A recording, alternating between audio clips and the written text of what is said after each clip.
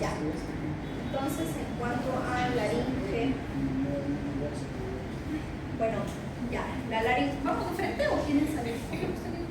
¿Quieren salir De frente. Hemos tenido un receso sin querer porque hemos estado esperando de un la laringe o laringofaringe es un segmento cartilaginoso que va ubicado en la cara anterior del cuello, más o menos aproximadamente de 4 a 5 centímetros de largo y ancho, y bueno, se encuentra a la altura de las vértebras C3 y C7, ¿ya? Entonces, por ahí es como que confluye justamente con esa zona que habíamos visto hace un rato de la laringofaringe, ¿ya? Entonces es importante ahí tenerlo en cuenta. Igual esta es una vista posterior. Acá tenemos la epiglotis, justamente donde está ya la zona de la división de la glotis, donde están las cuerdas vocales. El seno piriforme que hemos visto en el video hace un rato, ¿ya? Y la zona postcricoidea, que está por detrás del cartílago. Esto es un corte más o menos para poder ver la parte posterior, porque acá está la epiglotis que está anterior, el ioides, que es el hueso que está ahí, el único hueso que está ahí, todos los cartílagos que están acá cortados, ¿no? Entonces, como les decía, hay un límite que es la zona de la glotis, que está compuesta por las cuerdas vocales verdaderas y las falsas, que son estos pliegues que están acá encima de estas cuerdas vocales verdaderas.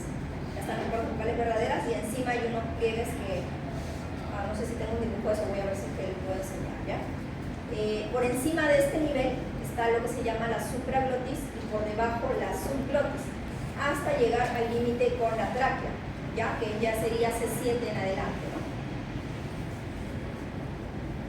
Entonces está compuesta la laringe por ya sea cartílagos, ligamentos y músculos, ¿ya? Entonces vamos a ver los cartílagos. Los cartílagos tenemos 3 pares y 3 impares. Los impares primero, los impares son la epiglotis, que ya lo hemos estado mencionando bastantes veces, ¿no? Es como una forma medio de una hoja que va tirada hacia la zona anterior y es la que sirve como sistema de defensa porque se moviliza al momento de la deglución para evitar que pase agua o sólidos a la vía aérea, ¿no? El cartílago tiroides, que es el que es más grande en la parte anterior, ¿no? Se ve la vista anterior, tiene una angulación, y el cricoides, que es más ancho en la parte posterior y más bien en la parte anterior es bastante angosto. Esos son los impares. Ahora, en cuanto a los pares, son más pequeñitos. La aritenoides, que está por encima del cricoides, el cartílago corniculado o los cartílagos corniculados, que son pares, y los cuneiformes, ¿no? Entonces estos son los más pequeños y son los que son cartílagos pares. La función de los cartílagos en sí es poder movilizar y ayudar también con la deglución, poder ayudar con la fonación también, ¿no? Entonces van a participar o van a ser el sistema de soporte para la parte muscular y que se pueda producir la fonación de forma adecuada, ¿no?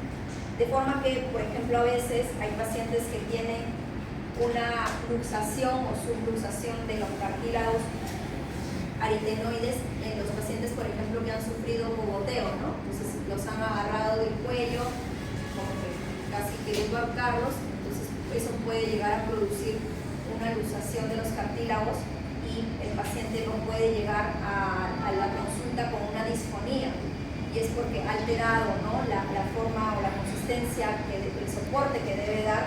Si ha luxado la aritenoide, por ejemplo, entonces el paciente no va a poder producir adecuadamente la bomba. Bueno, también hay membranas, ¿no? Membranas latidoidea, por ejemplo. Generalmente las referencias de los nombres van de qué estructura a qué estructura se están dirigiendo, ¿no? Por ejemplo, acá la que le va de la tiroides, el hueso ioides es la tiroidea, ¿no? La ioepiglótica, porque va hacia la parte del epiglotis, la tiroidea, ¿no? Igual también en esa zona, la cricotiroidea, el ligamento cricotraqueal también, ¿no? Y acá ya vemos cómo se continúa con la tráquea. La membrana cuadrangular, esta es como que una de las más extensas e importantes porque también es como una especie de fascia que ayuda a delimitar los procesos inflamatorios, infecciosos o tumorales. Entonces a veces se atraviesa ya esta membrana y se pueden diseminar todos los procesos. Y acá justo vemos la parte de la glotis que está dado por ligamentos, ¿no? Con el ligamento vocal y el ligamento vestibular, que también igual dan soporte a la parte muscular de esa zona.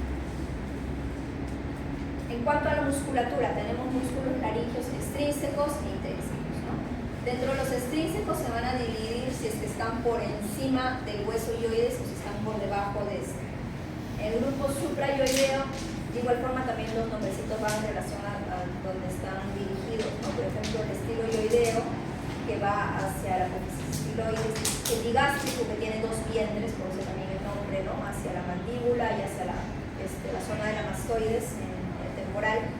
El miloyoideo, que va hacia la línea miloyoidea, que está por la parte mandibular, y el genioideo, que está por detrás de este miloyoideo, por eso no lo podemos ver acá. En el grupo infrayoideo son los que van dirigidos hacia el esternón, por ejemplo, como este esternoyoideo, el homoyoideo, que está justo acá en la parte lateral, el esternotiroideo con el tiroyoideo, que son continúan uno del otro, porque igual van desde esternón hasta el yoides, pero se continúan, acá justo se ve, ¿no? Un tiroyoideo, y acá por detrás está el esternotiroideo.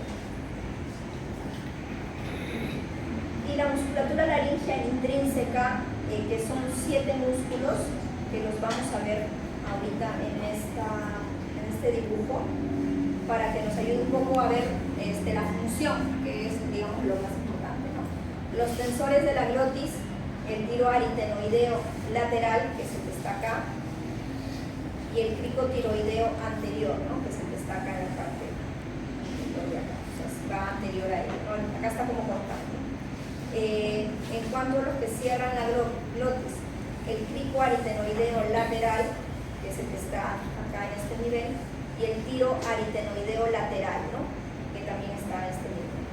Y los que dilatan la glotis, el cricoaritenoideo posterior, ¿no? Que es el que está acá, que dice transverso y oblicuo. Entonces, estos músculos son importantes. Bueno, nosotros cuando le decimos al paciente, le hacemos la endoscopía laringea, por ejemplo, y les pedimos decir, ¿no? Entonces, eso nos permite ver la movilidad de las cuerdas vocales, ¿no? Entonces, vamos a poder ver, de repente a veces está la parálisis de la cuerda vocal que puede tener un paciente en aducción, en abducción, entonces podemos saber de repente qué músculo es el que está implicado o dañado, ¿no? Que no está funcionando del todo bien, de acuerdo a la función que tiene cada uno, ¿no? En cuanto a la irrigación, está dado por la carótida externa y por la subclavia. La carótida externa va a permitir irrigar la zona de la glotis y la supraglotis con la arteria laringea, la arteria tiroidea superior y la arteria tiroidea inferior. Y la subclavia, que va a dar con la tiroidea inferior es de la subclavia. La tiroidea inferior es de la subclavia y la tiroidea superior es de la carótida externa. ¿Ya? Pero acá también está la laringe superior. Creo que no sale en el libro. Sí, ahí está. Ah, sí, acá está, Sí. laringe superior. Entonces esas dos son las principales para la glotis y supraglotis. Y más bien la tiroidea inferior para la zona de la subglotis. Ya, entonces eso es en cuanto al tema de la irrigación. Y en cuanto a la parte de la inervación, importante la diferencia de estos dos nervios, ¿no? El nervio laringeo inferior o recurrente y el laringeo superior. Entonces, ¿cuál es la diferencia? El laringeo superior tiene una función que puede dar para inervación sensitiva y motora. Entonces es el que te protege, el único, digamos, que te va a proteger de las secreciones, ¿no? Entonces decíamos que pues había un sistema de defensa para ayudar a que no ingrese comida, que no ingresen líquidos en la vía aérea. Eso está dado gracias al nervio laringeo superior, ¿ya? Y también tiene una parte motora, pero solamente para el cricotiroideo, que es el encargado de tensar la cuerda vocal. Y en cambio el laringeo inferior recurrente va a inervar todo el resto de músculos que ya hemos visto, ¿ya? Entonces, bueno, acá hay una mnemotecnia solamente que está en inglés, así que creo que igual se podría llegar a memorizar solamente sabiendo que el cricotiroideo es del superior. Ahora, hay un recorrido de estos nervio laringeo recurrente que llega hasta esta zona, por debajo del arco aórtico, ¿no? Que esto ya es la zona del tórax. Entonces, por ahí es importante porque nosotros podemos pensar que el paciente con una parálisis cordal podría tener una alteración en cualquier parte del recorrido de este nervio, ¿no? Entonces, por eso es que a los pacientes que vienen con parálisis cordales idiopáticas, no sabemos qué ha pasado, podríamos pedirle radiografía de tórax, porque necesitamos ver cómo está, de repente hay una lesión pulmonar ahí, bueno, ver si es que tiene un antecedente a nivel del cuello, un traumatismo, una cirugía, o incluso ver a nivel cerebral, ¿no? Porque igual pues toda la parte de la inervación puede llegar a nivel cerebral, con una tomografía a veces puede ser necesario, ¿no? Valorando al paciente. Bien, entonces tenemos a los pacientes con laringomalacia. Un llanto así, ¿no?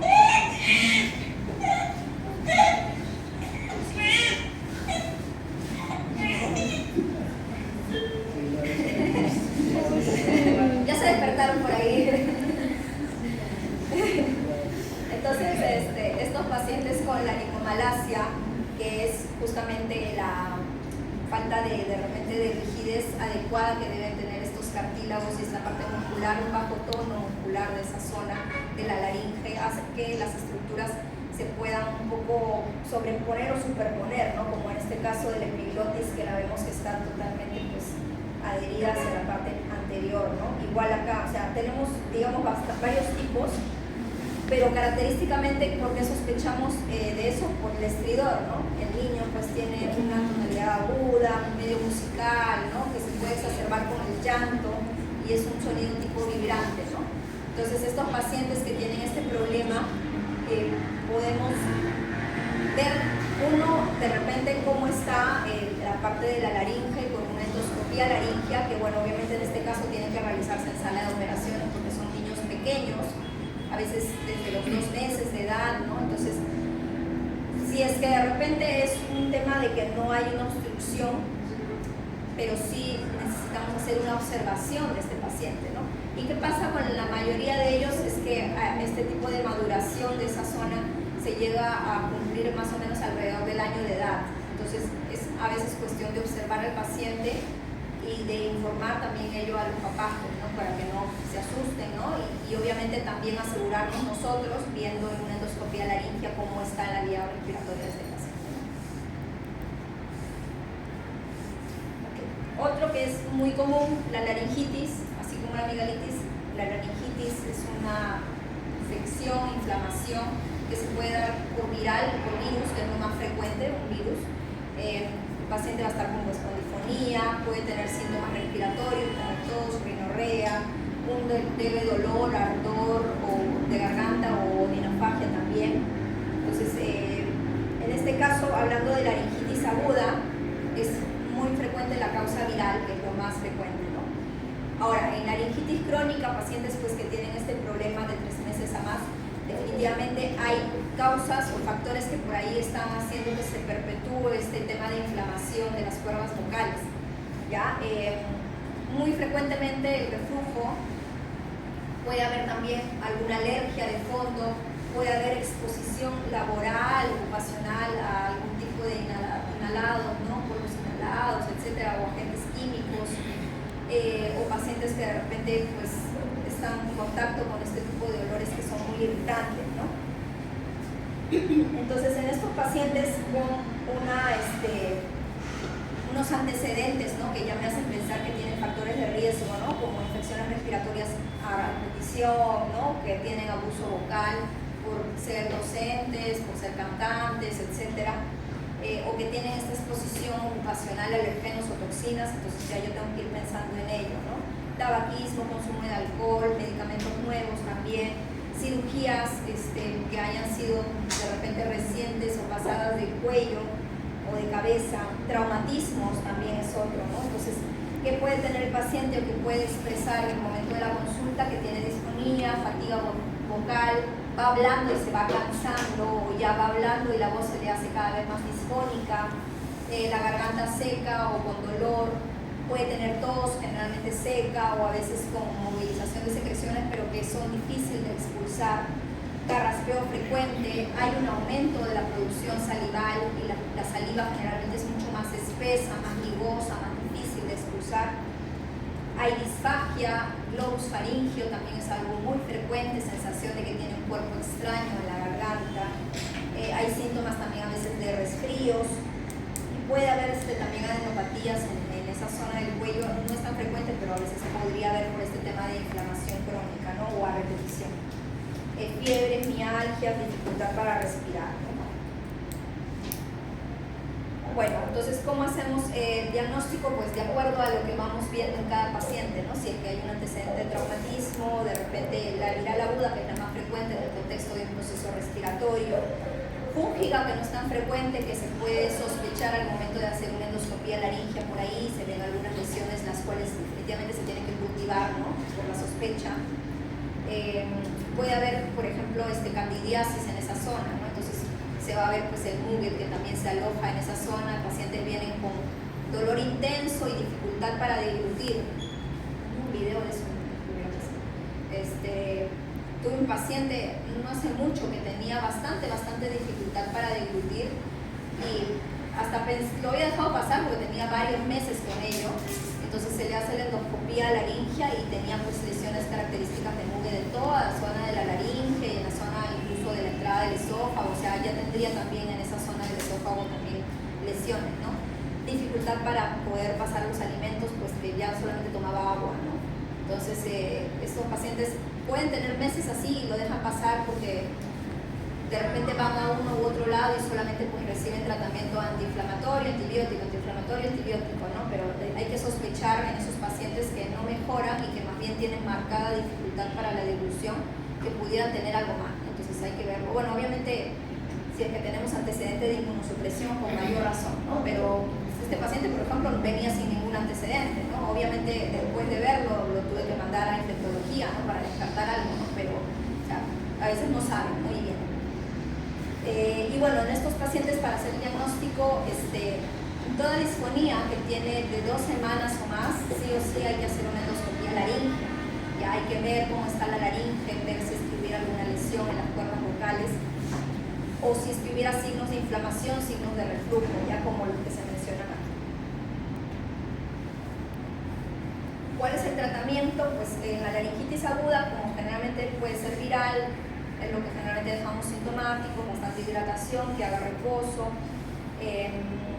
A veces en algunos casos podemos mandar a hacer terapia de rehabilitación foniátrica. Bueno, si se sospecha en algo bacteriano, pues hay que darle antibióticos, ¿no? Si se sospecha en algo fúngico, podría ser nistatina, por ejemplo. Y en traumático, pues ahí solamente es descanso y rehabilitación, terapia de rehabilitación. Si es que tenemos laringitis crónicas, sospecha de reflujo, porque en la endoscopía hay signos de reflujo, entonces definitivamente hay una modificación en la dieta, ¿no? Dieta antirreflujo, no cafeína, no alcohol, no alimentos picantes, a veces no menta, no cítricos en exceso, no chocolates, ese tipo de cosas que pueden producir más reflujo. Que sean las comidas más pequeñas, pero más frecuentes, ropa que no ajuste, por ahí los IVPs para tratar, ¿no? Como antiácidos, como dice acá, el esomeprazol puede ser. En algunos casos, incluso en casos de reflujo y que se ven muy edematosas las zonas, se puede indicar hasta inhalador como beclometasona, ¿no? Inhalador, así como se usa en el tema del asma, como es un corticoide, buscamos un poco desinflamar ello. Ahí sí, por ejemplo, le pedimos que se enjuague la boca después de haberlo usado. Y bueno, siempre es por un corto periodo de tiempo para ayudar sobre todo como antiinflamatorio de esa zona, ¿no? Prácticamente, ¿no? No se usa por mucho tiempo. Bueno, si es que fuera un tema inflamatorio hay que ver, ¿no? El contexto del paciente, la ocupación como les había mencionado, ¿no? Y bueno, si es que fuera autoinmune o granulomatosa ya son medicamentos más específicos. Diagnóstico diferencial lo hacemos con disfagias, con una enfermedad de reflujo gastroesofágico. En verdad, a los pacientes que tienen estos signos de reflujo en la laringoscopía hay que valorar mejor la evaluación también por gastroenterología para poder ver si es que concomitantemente no tiene un problema a ese nivel y que no esté recibiendo tratamiento, ¿no? Bueno, por ahí amigdalitis, nunca frecuente, ¿no? Porque las características son distintas. Carcinoma laríngeo, si es que nosotros tenemos un paciente con disfonía, tenemos que sí o sí hacerle 2 semanas a más, como le digo, sí o sí hacerles una endoscopia laríngea, ¿no? Y rinitis alérgico como un factor congenital. Bueno, en los casos de tumoraciones, vemos acá más o menos así como podemos ver nosotros la parte de la endoscopía laringea, pero está como que al revés, ¿no? Porque acá está la base de la lengua, acá está el epiglotis, o sea, esta es la zona anterior y esta es la zona posterior, acá está el aritenoides, las cuerdas vocales verdaderas, y por acá encima están las bandas ventriculares o cuerdas vocales falsas, ¿no? Que acá se ven de color rosadito. Entonces, en algunos casos podemos ver úlceras de contacto, podemos ver pólipos, nódulos, que son como callosidades que aparecen en el mismo nivel en ambas cuerdas vocales, parálisis cordales o también tumoraciones que pueden hacer sospechar el cáncer, ¿no? Entonces, por ejemplo, acá tenemos en este paciente las cuerdas vocales verdaderas, la tráquea, la aritenoides, el seno piriforme, la banda ventricular y este es el epiglotis, ¿no? Entonces, ¿qué vemos en este paciente? Estas tumoraciones que son al mismo nivel en ambas cuerdas vocales. Estos son nódulos cordales, ¿no? Son, como les decía, como una especie de callosidades, por así decirlo, que aparecen en las cuerdas vocales por el abuso de la voz, que tiene el paciente disfonía de 2 semanas a más, dificultad, molestia, puede tener todos los síntomas de una faringitis crónica, que es pues carraspera, sensación de flema, ¿no? Molestia, fatiga vocal, ¿no? Molestias faringias. Entonces, ¿qué hacemos con este paciente? Una endoscopía laringea para diagnosticar, y una vez que tenemos el diagnóstico, como en este caso, vamos a pedirle que haga reposo bucal, que se hidrate, dieta antirreflujo también, terapia de rehabilitación foniátrica para que podamos un poco educar al paciente sobre un buen uso de la voz, manejo de problemas concomitantes como reflujo o alergias, y en los casos en que estos nódulos, pues después del tratamiento y una observación, no remitan o sean muy prominentes, podrían ir a una microcirugía laringea para poder extirparlos. Acá tenemos unas fotos comparativas de una laringe normal. Se ven las cuerdas vocales con el borde liso, las bandas ventriculares sin alteraciones, la aritenoides también. Como lo vemos en aducción, al momento de decirle al paciente ¿no? Deben acá juntarse las cuerdas vocales en la línea media. Acá parece que no está completamente en aducción porque tiene de todas maneras un ojal, ¿no? Deberían estar contactando las cuerdas vocales. Cuando hay un granuloma se ve estas prominencias o tumoraciones en esta zona posterior de las cuerdas vocales, los nódulos que ya hemos visto hace un rato, el pólipo que también puede ser así como este, que se ha pediculado, ¿no? Y que a veces al momento de la inspiración el paciente presenta sensación de cuerpo extraño porque tiene el pólipo que está ahí en esa zona, ¿no?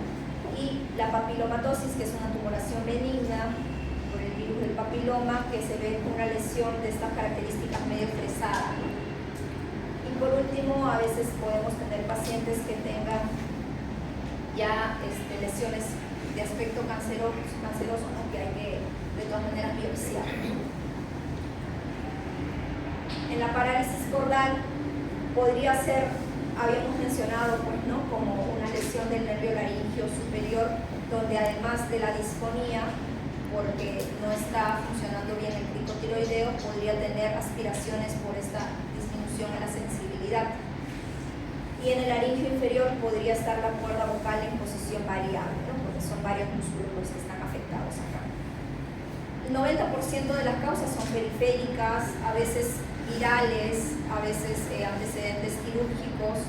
Pacientes con tiroidectomías, por ejemplo, deberían tener una endoscopía laringea antes y después para poder ver cómo está la movilidad cordal.